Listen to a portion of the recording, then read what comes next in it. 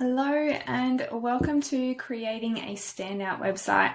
I'm so excited to be bringing this webinar to you.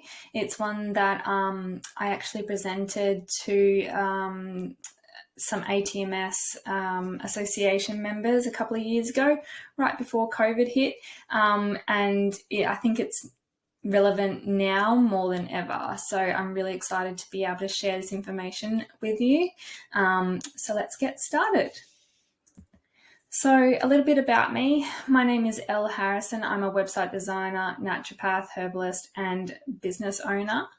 I became a naturopath in 2016, and through having just come through 4 years of college and being a student, I attempted to set up my business all by myself on a budget, as you do coming out of 4 years full time.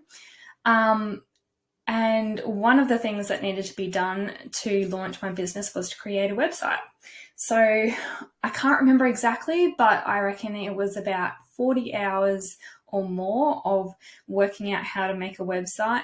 And by the end of it, although it looked really pretty, when I launched it, I was over 10 pages into the Google search results for my town, and websites were coming up for other businesses that hadn't even been in the town for 5-10 years. So there's definitely things that I needed to do to that website for it to be able to get ranked with Google. And that's what I'm going to share with you today. So you may be wondering how I went from being a naturopath to a website designer. So I eventually did get my website as the first top ranking website on Google. I became a lot busier in my clinic, but with being busy, I also got burnt out. And I realized that I actually didn't really enjoy seeing patients face to face. So after completing a 6-month mentorship, part of that was a retreat to Bali. And as Mother Bali does, she provided me with a breakdown and then a breakthrough. This was with spending time with 40 other practitioners, and in doing that, having conversations over dinner and around the pool of our beautiful resort, I realized how much practitioners actually hate the back end of business, especially tech, and really struggle with understanding what they need to do to get themselves seen online. So from there, I actually created a virtual assistant business, and that took off straight away. And although I enjoyed it, I soon came to realize that I actually enjoyed designing websites a lot more. So in 2018, Elle Harrison Design was born, and I'm now able to help not just patients that I see, but thousands of other patients through the practitioners that I help. In 2020, I attended NADEX, which is put on by Tammy Guest, a business mentor for our industry, and actually became the winner of the FX Medicine Business Growth Awards for how large my business had grown in such a short amount of time. Since then, I've gone on to create over 60 websites for practitioners in many different modalities, as well as photographers, and through a few other industries as well. So what are we going to be covering today?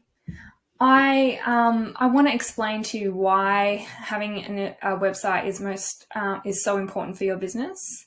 So we'll cover which platforms to use, with where to start, the essentials for every website, your branding and images, getting your website found, SEO optimization, and what not to do on your website, and then what to do if you're not good with technology. So let's get started. What do you need? Why do you need a website? So why is having a website important? It's important to get found. It's really, it's the difference between having someone walk past your clinic and seeing you and being seen all over Australia or even all over the world. So unless you're on a busy street, have a good word of mouth network built up, or in a health food store, chances are you won't get found without an online presence. The last 2 years has shown us that not having an online presence really isn't an option. There are multiple ways to bring your business online through social media and online directories, but having a website allows you to showcase all of that in the one place. Although directories are great to be on, don't rely solely on these to get your name out there. When clients are looking to work with someone, they're most likely to choose a practitioner that they can research a little, to see what the difference between you and the next person are, and to see whether there's a connection there as well. So your website works for you 24/7. It's selling products, courses, memberships at any time of the day. It's booking in clients, so you don't need to carry around a diary with you. It's answering questions that clients may have around your services and telling them what to expect when they come and see you. So it's one of the only places online that allows you to showcase exactly who you are and what you offer, and on your terms. So I know in the last 12 months or so, we've had a couple of instances where Instagram and Facebook have been out of order, I guess you could say, for a few hours, and everything kind of went a little bit. I think it made us realize that we need to have somewhere else on the internet that is our little space that we have control over. We're not being filtered. We're not being selected out from what we're sharing. So your website, you have control over that. And so that's why I think it's really important to have that as your foundation and then social media as your bonuses. So your website builds a relationship with your client before you meet them. 97% of consumers will go online to find or research a business.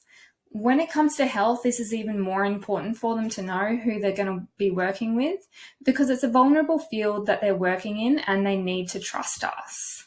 With so many options of practitioners nowadays to see, when choosing who to see, clients will want to either get a trusted recommendation from someone they know, or will research you through your website and social media.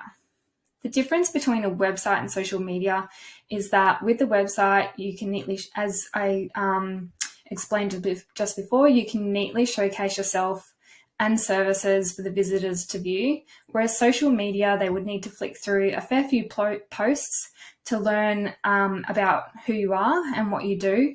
And often with social media, we're actually sharing educational information, not always stuff that's actually about us. So when making your website, make sure you're explaining stories about who you are, what areas you focus on, your approach to treatment, and what you've also done previously with other clients. So sharing testimonials, reviews, or case studies, depending on your modality and what your restrictions are. So next important reason why you need a website is because you could be losing business. I can almost guarantee you that not having some kind of presence online, you'll be losing business. In a day and age that people will Google to find you or find a review before booking in, if you don't have some kind of website for them to access that shows. If you don't have somewhere that shows that you're a legitimate practitioner in business, then they will most likely go the practitioner that they can read up about. In saying that, having a bad website can be worse than having no website, so keep that in mind. So when creating your website, where do you start? The first choice that you're going to need to make is which platform to use. So there are 3 main platforms to choose from, all having pros and cons, depending on what it is that you want to do with it and how technically challenged you are. And the questions you want to ask when making this decision is, are you looking to just share information about yourself and your services and to book clients in without any other features at all? Will you be wanting a shop either now or later down the track? Do you think maybe you'll be having courses that you'll need a members only area in? Do you want to be able to maintain the site yourself? So making small copy changes, adding in events, adding in blogs, that's something that you definitely need to ask yourself. And I'll be going into that a little bit more further on. Do you want to be able to, or would you just prefer to pay someone to do it on an ongoing basis? And lastly, are you tech savvy? Do you have the confidence to go into the back end of your website to be able to make those changes without breaking something? So depending on those things, as I said, there's 3 main platforms that you will likely choose from, or are the most popular ones, being WordPress, Wix, and Squarespace. So WordPress works by using a template with plugins, which are kind of like apps that you would have on your phone. And then your developer will also add in some coding to build upon that template. With WordPress, the SEO, or search engine optimization, is apparently better as long as you're still working on the relationship with Google, and so therefore working on the website constantly. WordPress can be cheaper to host, but in the long run, it may be more expensive to maintain, because if you don't know what you're doing and you're having to pay someone to make any changes, update the plugins, do backups, then it can end up being more expensive. WordPress is more if you have a very large audience, but it can grow with you. It can also have a members area and a shop, but if you're not tech savvy, then it's not recommended, because often it'll be designed and developed for you, and then nothing done on the website on a consistent basis. So Wix is the next option. Wix is the site that I started on. It's easy to use. It's when designing, so it's easy as dragging and dropping. You can have a members area, shop. You can book events or classes through it. It has email campaign integrated into it as well for an additional cost. The SEO on it's not as good as WordPress and Squarespace, but it can be, if it's set up well, then it can perform well as well. Prices for Wix is a monthly or yearly subscription, which includes the hosting of the platform, and then you can sort of add on your email campaigns and other features like commerce, depending on what it is that you need. And it can range anywhere from being free all the way up to $60 a month, depending on what you need. The cons with Wix is that it's not as clean and simple as other platforms. Overlapping of text and images happens quite often. And also with Wix, you can have as many different font styles and font sizes as you want. So consistency throughout the website.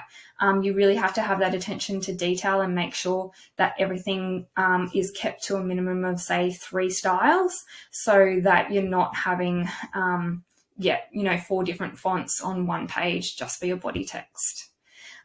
Because of that, it can look a little bit DIY. And also the mobile version of it, you have to actually make sure that you check after you make changes on the desktop version, because it's not automatically done all the time. So you can often get overlapping on the mobile version. The graphics don't appear as well. It's almost like they condense the image sizes, and they just don't visually look as good. But that's a minor thing.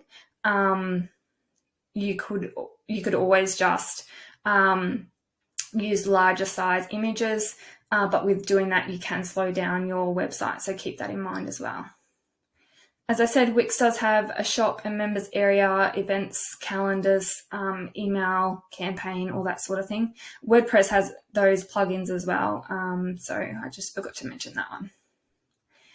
Squarespace is my preference with designing. I transferred my websites over to Squarespace a few years ago. It's simple, modern, and easy to navigate, both front end and back end. It's affordable, between $195 to $300 per year, depending on what plan that you're on, personal, business, commerce. There's no plugins required, which means that there's no maintaining the plugins like WordPress has, and no backup. It has high quality graphics, so it gives a more professional look. You can have a shop and members area. It's easily integrated with booking systems. It's the reason why I choose it as my platform of choice is because I primarily work with healers and practitioners, which who are usually not very tech savvy.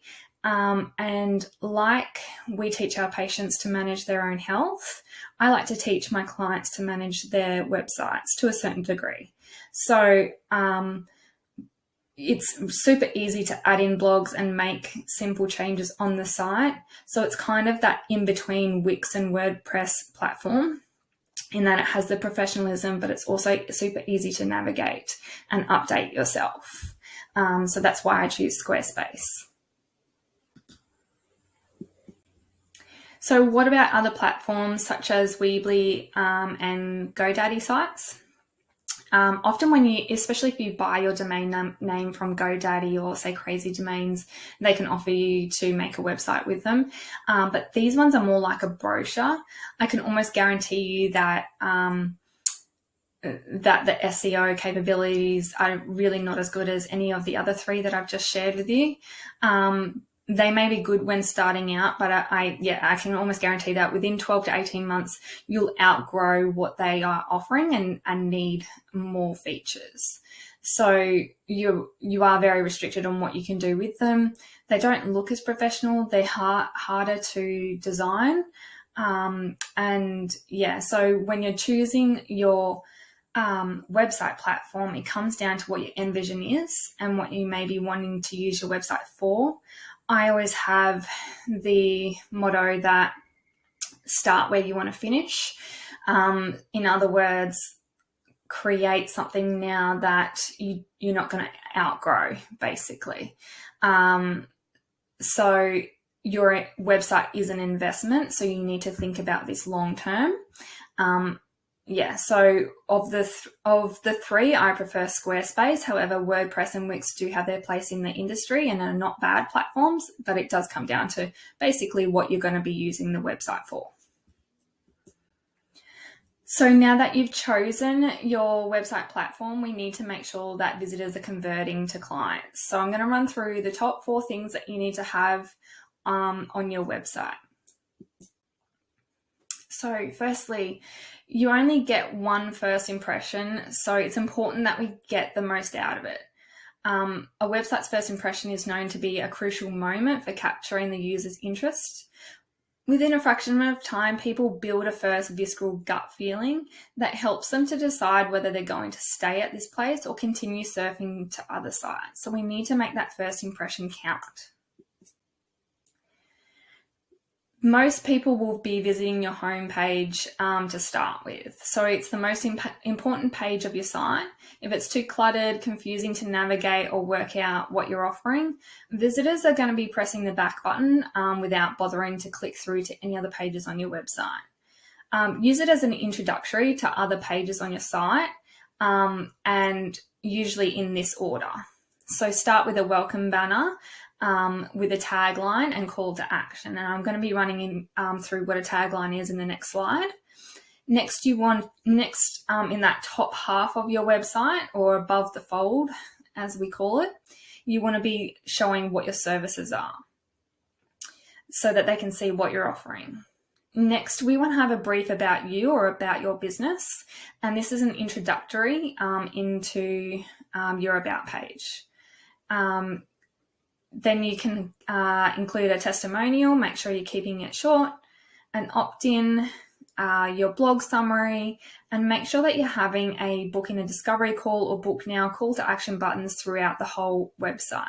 So you'll see here on this example on the left-hand side, I have underneath the services 4 call to action buttons, as well as another one underneath further down the page, and then also a button to go to her about page as well. So all throughout that home page, they're able to navigate to other areas of the website to learn more about either her or her services. Okay, so the top thing to have on your website right up the top is a tagline. So say you're on a first date, but rather than having a whole evening, you only have 3 seconds to make an impression. So this is one line to set yourself apart from every other person in the dating pool to win his or her heart. What do you say? More important, what do they want to hear? So when creating your tagline, you're going to be wanting to think about your ideal client and what they're struggling with and what they're going to resonate with. So in that dating line, it's the same with your website. So how do we do that? So a tagline is like a mini elevator pitch. It's one sentence summary of what you do, who you are, who you serve, and what makes you different. And sometimes we can also include the location in there as well. So you can see this example here. This is my tagline. I've had a few over the years, depending on what my focus is and who I'm trying to call into my business. So my tagline is purposeful web design for passionate women in business. And although I can serve men, I do primarily work with women. And I want to work with women who are passionate about their businesses. I don't want to work with anyone who is only coming to me for a website because they feel they need it. They know that they're passionate about their business. This is part of their business. So I want to be calling those people into my energy. And the word purposeful, I played around with, because I obviously work a lot with wellness, holistic, but purposeful really feels like it. All of my websites hold a purpose. So that's why I've chosen that tagline. So next, as I mentioned, to have above the fold is your services. Having these in the top half of your website allows visitors to again see exactly what you most want to offer them and will either be prompted to read more or to make a booking. So if you, so there's different ways that you can set these out depending on what you have as part of your offerings in your businesses. If at the moment you're only offering consultations, you could have these as, say, a free discovery call, initial consultation and follow-up consultation. That's what I started out with. If you're someone like Rachel, who's featured on this slide, she has consultations, she has a program, and she also hosts webinars and events. So you could also put different modalities across there. So if your clinic offers naturopathy, massage, and acupuncture, then obviously you can put those across there as well.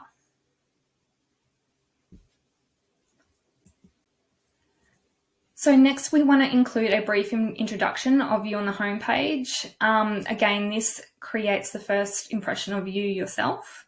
Think of it as a brief bio that you would submit to like somewhere that if you're doing a presentation, you want to say who you serve, what makes you different, mention something that they can relate to, maybe what led you to get into the industry that you're in, what journey you'll take them on, where you work from. So say if you're in Sydney, you could say appointments available in Sydney as well as online, just so people know straight away and don't have to try and search throughout your website to see whether they can just talk to you over the phone or internet or whether they need to travel to see you. Don't worry about listing your qualifications here. You've already said that you're a naturopath or whatever it is that you do. So leave that for the about page. Don't make it too long. I'm suggesting sort of no more than 2 paragraphs at absolute maximum, because we want to prompt them to go through to the next page. So a photo tip here is that always have a photo of you looking at the camera. When you meet someone, you look them in the eyes. It's the same through the internet, through your website.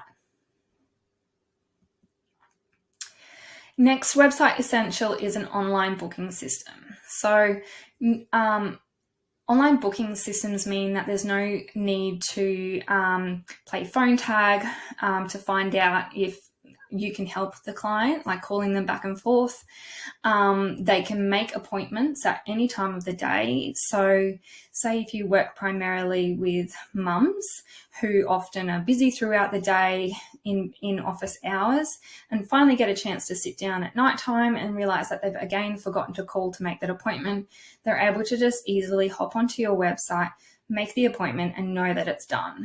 So it also means that they having an online booking system also means that they have a better access to you as well. So there's no need for you to carry around a diary. They can just go on and look at your availability straight away and not have to worry about, calling you within office hours. If you think about how much time you would be spending going back and forth, sending messages, emails, or phone calls. If you if you calculated what your hourly rate was to how much time you spend making appointments throughout the month, the return on investment on an online booking system is always worth it. And you can get ones that are free. Acuity is only $15 a month. So I can guarantee that you'll be spending more than $15 per month of your time on booking people in. But it really depends what it is that you need out of your booking system, depending on which one you choose. So ones like Acuity are more of your basic ones. It's one that I used right from the beginning, and I still use it now. It primarily just makes the appointment, sends the email reminders, confirmations, and text messages depending on what plan you're on. You can put notes in there and have them agree to cancellation terms and conditions, treatment consents. You can actually do SOAP notes in them now as well, but that's basically the extent of it. Whereas ones like Simple Clinic, Practice Better, and I think Clinico as well does it, you can upload patient treatment notes, create treatment plans, add PDFs onto their actual files. But obviously you're going to be paying for that service there as well, which can reach up to anywhere from, I think, $30 a month to $80 a month, depending on what features that you're needing. So last essential that you need on your website are website legals. So really important, especially if you're in the health industry or giving general advice on your website, so that people obviously can't come back and say, well, you suggested this and it did this to me. But not just for that reason, but also so people don't steal your content. So that's where the website terms and conditions come in, and the general advice disclaimer. The privacy policy is something that you need to have on there if you're collecting people's information. So names, email addresses, information, basically. It's just telling them what you're going to be doing with that information and how they can be taken off that list if they need to be. Cancellation policy, really important. We want to know that our clients and customers or patients are committed to seeing us, so agreeing to that cancellation policy and having it available on the website that you can refer back to if you're needing to put your foot down and charge a cancellation fee. So and then refund policy, self-explanatory, and copyright as well, so people can't steal your stuff. Well, they can, but you've got a leg to stand on if they do. So visual design and branding and images is where I come in. Majority of the time that I spend when designing a site is on the visual design of it. Structurally, I can make a 6-page website in about an hour and a half, but it comes down, the most time that it takes, images and colors and formatting is what takes the most time for me, probably 90% of the time. So when you're thinking about your creating your brand, you first want to think about who is your ideal client. So before writing your website copy, creating your brand, and choosing your images, you need to work out who you want to work with. So determining what age they are, what sex they are, what do they need help with, do they have kids, where they work, is it high stress, are they corporate, These are just a few examples of how to work out your ideal client. There's heaps of ideal client templates for free on the internet that you can find and work through. But if you know who you're talking to, it's going to make it 10 times easier for you to complete your website because you're targeting it to a specific person. It can be really daunting just niching down or narrowing in on who you're talking to. In fear of that it will exclude some people. But if you think about it, do you really want to be seeing a little bit of everything, or do you want to be focusing in on one area that you like? I know in my practice, I started out as a general practitioner type, seeing a little bit of everything. I was also the only naturopath in the town, so I kind of had to. But I soon worked out that that's actually quite tiring. I was having, especially straight out of college, I was having to basically research 1 to 2 hours per patient every single appointment, basically, just to make sure that I was all over those conditions. Whereas if I had just focused in on one thing, then you really get to, know that condition. Although it's all obviously real, the whole body's interconnected. But yeah, you see what I mean anyway. So having that general idea, even if it's just about the age group, when choosing your images, images are subconscious messages with a website. So if you're working with people who are primarily in that menopausal range, you're not going to be going to put on an image that is of a young person. You want to have images of that, 40s, 50s, 60-year-olds on your website so that people can go, okay, I can relate to that person. This website's not just full of, young, vibrant people doing yoga who would have no idea about what it's like to go through menopause. So having that general idea, even about age and sex, is really helpful.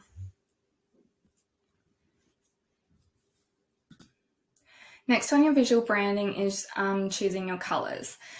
So your branding needs to be consistent across the whole website and also flow into your social media so that people can connect you with that style. When creating your visual brand, think about what you want to say about you and your business and combine it with what represents your ideal client avatar. So the colors that you choose have a strong influence on your message, and they can evoke feelings and also incite emotions. So we need to keep that in mind as well. So an example is I work predominantly with females and I like to sprinkle a little bit of indulgence around. So my primary color is pink, and I use gold as my accent color here and there. If someone asked me what my favorite color is, I would probably never say pink. However, looking around my life and things that I own, I do actually have a lot of pink things. The computer that I'm working from now is literally pink. So although I would never say it's my favorite color, it is one that I'm always drawn to. So it represents a little bit about me, but it also represents a bit about who I work with as well. So color meanings, as I said, color evokes feelings, it incites emotions and attracts different types of people. So green equals nature, growth, fertility, health, generosity, and it's the most popular color in the sites that are designed because I do work a lot with natural health practitioners. Pink, obviously soft, feminine. Navy blue is often corporate. It's seen as a little bit more masculine as well. Red, attention, passion, danger, energy, and action. So when creating your visual brand, as I said, you need to think about who you are and what represents you, but also think about who you're trying to attract as well. If you're in, say if you're in your 50s or 60s, but you work primarily with fertility or helping people go through IVF and that sort of thing, who are going to generally be in their 20s or 30s, then you need to keep that in mind when creating your visual brand because you want they're the ones that need to be attracted to it. If you're providing a color scheme or visual brand that's more of your age group, then they're just not going to be attracted to it. So you just need to keep that in mind as well. So choosing images, and I've touched on this a little bit the last few slides, but Images are what tie the whole website together and will likely take the longest to find and choose when creating your website, because you want to be finding an image that is related to what you're talking about, but also that's in your color scheme as well. So carrying your branding message and ideal client into your images is really important, as I've touched on previously. Choosing images of people in the same age group, the types of foods you cook, the experiences you want to offer. And I put together this little collage just to sort of demonstrate the whole color scheme type thing. So these kind of images would be for someone whose color palette are whites, greens, and golds. So I wouldn't use these images on someone who had primarily their primary color as red, because it just doesn't represent that at all. So when choosing images of people, look at what they're wearing. Hopefully your branded colors, like the girl in the green dress, or someone who's wearing neutral, but the background is in either neutral again or in greens. And then you've got those splashes of golds in the hammock there, with little bits of green in the background as well. So that's where it can take a while to search for images, but it's worth it because it ties it all together and overall represents your whole visual brand. Yep, so I've just gone over that. Images of you. Try to, if you're having a branded shoot or you're taking a photo for your about page, try to wear neutral colors or your brand colors, and choose locations that reflect your ideal client's location so they can relate to you. Yes, you definitely need images of you on your website, because especially if you're offering a one-on-one service, they want to know what you look like. They want to be able to connect with you.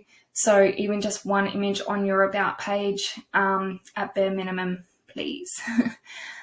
Make sure that your images are royalty free. You can get a fine if they're not. I do know of a few people who have accidentally borrowed images off other websites, or just found something on Google and downloaded it and popped it on their website, and a few years later actually gotten bills from places like Getty Images for $1,000 for the license of using the image for the past couple of years, because they can tell how long that image has been on the website for. They do random searches, so they can upload an image into Google Images, and it'll tell you which websites has that exact image on there, and then they can do checks to see whether you have a license for that image, or ask you to prove that you have a license for that image. So you can get free images from Unsplash, Pixabay, and Pexels, as well as Canva. Canva Pro as well has some good ones. Websites such as Wellness.shop or Wellness.market are usually paid for, but often worth it, because then you're not seeing the same, especially in our industry, you kind of see the same images over and over. So sometimes it's better just to pay for a couple of images, just so you have that point of difference. Okay, so now that we have created your website, we need to get it found. As I said, my website, when I first launched it, was at least 10 pages in. And these are the key things that I missed out on doing when I first launched my website, and took me hours upon hours and researching on how to get them found. So let's move on to the first thing to get found.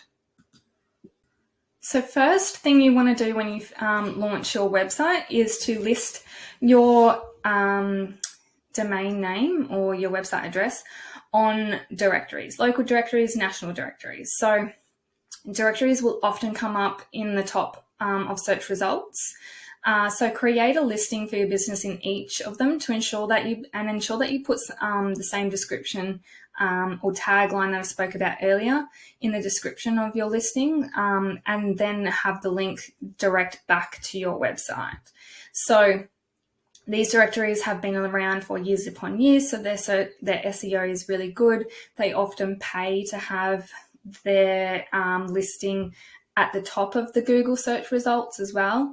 And I think eventually I was able to get my website above these directories. It took a little while, maybe 18 months, but having my business listed on these directories actually helped that, because it was pushing more traffic towards my actual website. So write down these main ones here. Even if you do a Google search of local online directories and create listings there, my biggest suggestion with this, especially because I closed my clinic since, is keep a note of where you've listed your business, because I'm still getting calls for patients to make appointments, even though I've been closed for 2 years.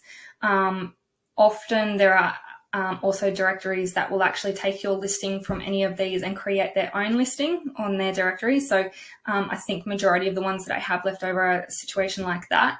But if you can, keep a list of where you put it. So if you ever do change your information or change your website address or close down, you've got a list of where to go back to and make those changes. Supplies are also a good way to get yourself found, especially ones like Vitally. I think maybe Oborn has a directory. I'm not 100% sure, but take a look and pop your website on there as well.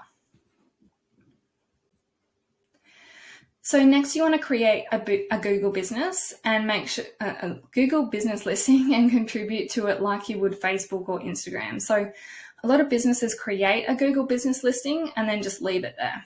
Whereas Google actually gives you the option to create kind of like a brochure type website through them. And you can also add to that post similar to what you would on Facebook or Instagram. So when you're sharing your articles on other platforms or your blogs on other platforms, add it to your Google listing, business listing. You can also pop photos on there. You can put updates on there. And it just kind of gives you, again, when people are searching for your business, it's one of the first, if you have a Google business listing, it's one of the first ones that listings that will come up.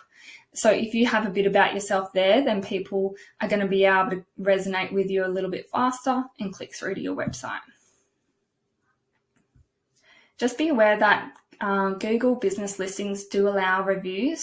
So if you're AFA modality, chiropractor, acupuncture, that sort of thing, be aware of your modality restrictions when it comes to reviews, because I know some of them don't allow it. Next thing that you need to get your website found is to have a freebie opt-in. This is a great way to share your website because people are prompted to go onto your website to sign up to get that free offering. So offering for visitors to just sign up to a newsletter will rarely convert them to providing you with their email address, because we get so many emails as it is. You usually don't just give it out for free unless you're wanting something in return. So creating something like your 5 top tips in your niche area also means that you're kind of creating a warmer lead. So if you have an opt-in for, say, gut health, and 6 months down the track you're doing a webinar or workshop on gut health, you know that those people who have signed up to that list are already warm to that topic and are already interested in that topic. So they're more likely to sign up. Whereas if you just said sign up to our newsletter, they may not necessarily be interested in gut health, then it's, they may not be interested, basically. So giving them something free, they're more likely to give you their email address and also a warmer lead. So once you've created this opt-in, make sure you share it on your social media and Google business listing to, again, drive traffic to your website. The whole point of all of this is driving traffic to your website. The more traffic you have on your website, the higher in the search results you're going to get.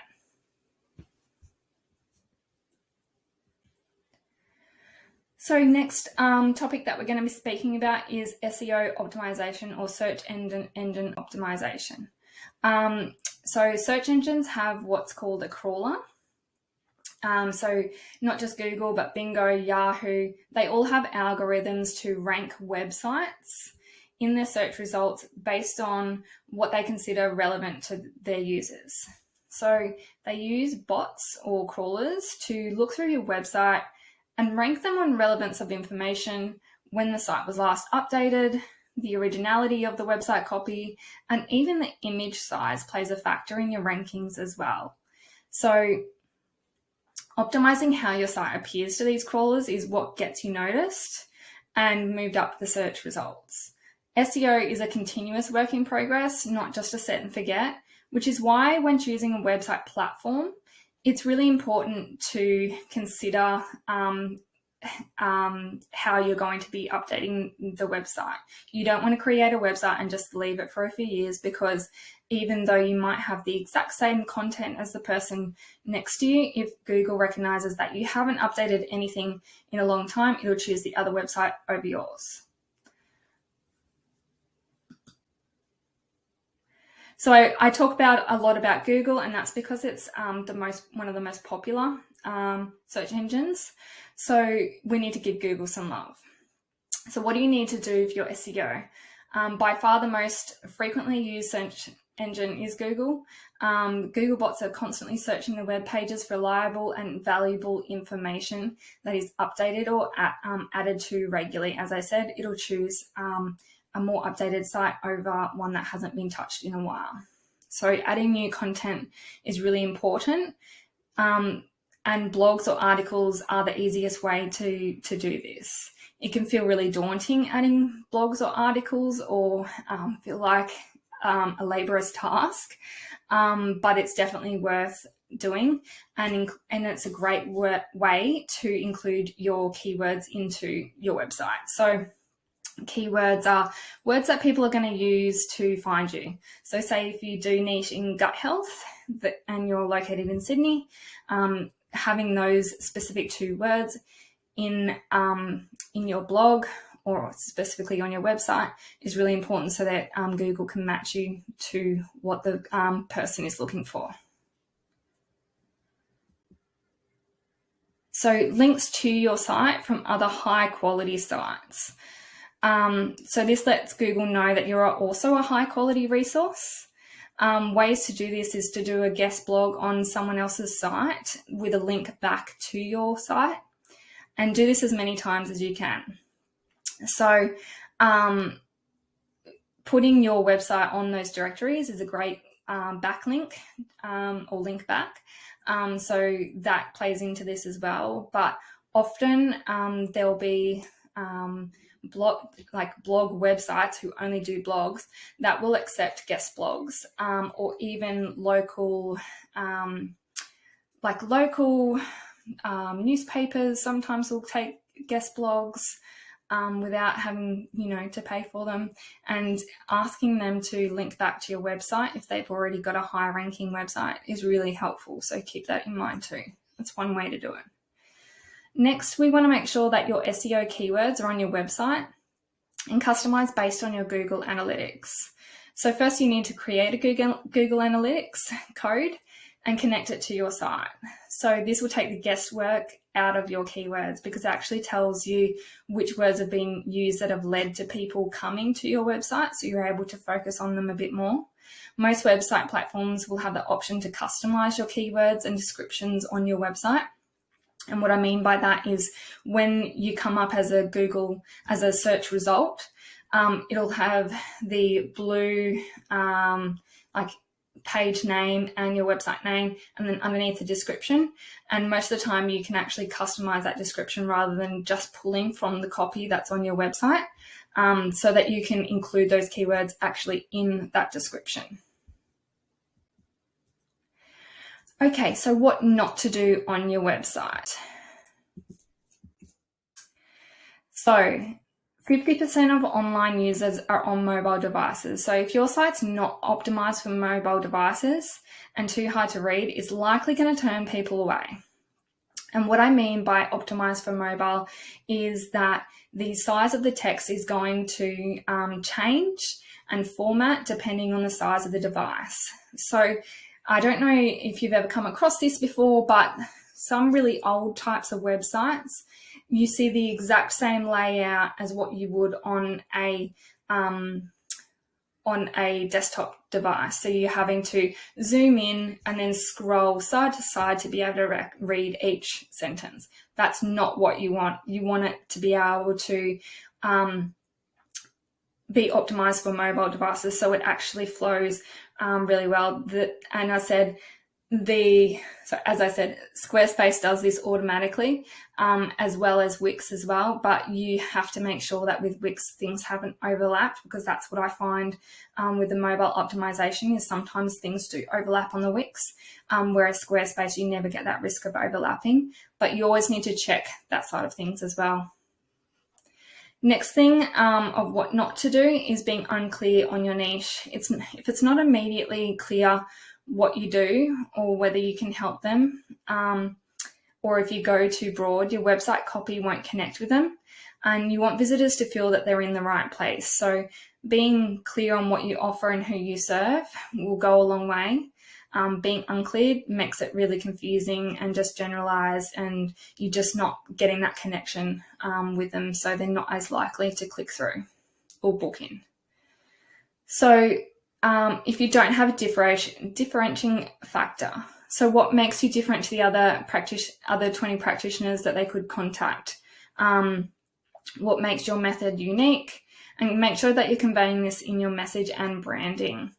So not just having general description of what naturopathy is or what herbal medicine is as a service,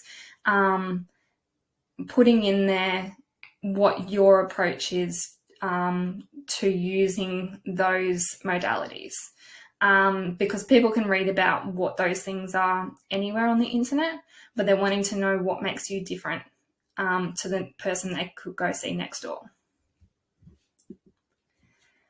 Next thing not to do is having, so you do not want large bodies of text and not enough white space. So a website design often provides the first impression customers have of a company. If the design is outdated, disorganized, cluttered, or uses unappealing colors, it creates a poor first impression. So what is white space? I recommend writing out your copy and then going back and halving it, and then probably halving it again if you're a really wordy person. Just leave the most important information and direct them to other areas of the site to get more information or to book in. Try not to have more than 5 sentences in a paragraph, and break it up with images. Try to keep blogs to a minimum of 3 to 4 minute reading length. So this is an example of a website that has, so this is the home page, and it has a lot of information straight on the home page. It's very intimidating. It's telling you like the history straight up, what they offer, where they're located, how to make an appointment, all on the one page. They also have a whole heap of modalities listed down the side there. It's very confusing. This is also one that you, for memory, when you're on a mobile device, I did actually have to zoom in with my fingers and then slide back and forth to read each sentence because it wasn't mobile optimized. And there's just a lot of text straight up on the homepage, and it's quite overwhelming. Okay, so what else not to do? Don't have outdated content and design, so you need to keep it up to date. Having old workshops from last year, or having your last blog post from even longer will make people second guess and possibly think that you're not in business anymore. So outdated design with blue hyperlinks, shadow boxes, and animated images, or GIFs, whatever you want to call them, are also cause for a refresh. So I know it sounds weird that blue hyperlinks is an outdated thing, but it actually is. So if you can customize it to your branding color, even better. So lastly, what not to do is to have an unprofessional design. So messy layouts, poor color combinations, and an overall professional look, or having a website that is really hard to navigate is really going to be detrimental to your website. So making sure that you're keeping it up as well and it's not outdated. So with all of this information that I've provided you, and I'm hoping that you've been able to get a few things on your list of things that you maybe need to either update on your current website or keep in mind when you're making a new website. What happens if you're not tech savvy? This is where I can come in and help you.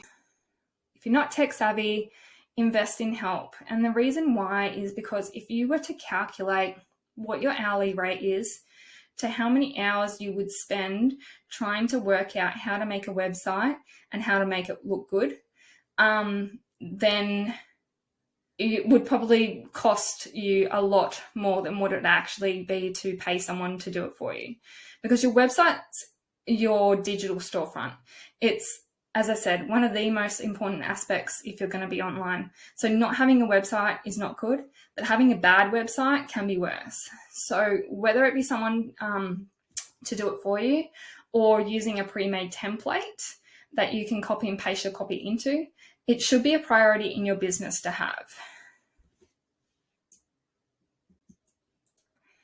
So how I can help you. At the moment, I'm offering 2 types of services.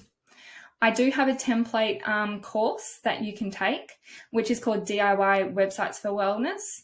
And I'm actually starting a new live round of this course on March 14th, 2022.